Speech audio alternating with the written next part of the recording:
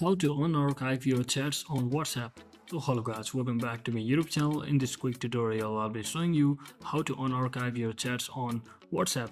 So if you have also mistakenly archived any of the chats on your WhatsApp, so let's say I've archived this chat over here, and if I were to unarchive those particular chats which might be important, so you might want to find it, so just head over to this archive section at the top of your screen. When you open the WhatsApp for the first time, you will see such options if you have archived such chats onto the archive section. So as you can see, I have two archived chats, so basically I will simply long press on both of them, and if I want to unarchive both of them, I will simply have to tap on this unarchive button at the top, which is a top arrow icon at the top right corner. So simply select it, and just like that, your chats will now appear back to your homepage of WhatsApp, and that is exactly how you can easily unarchive chats on WhatsApp.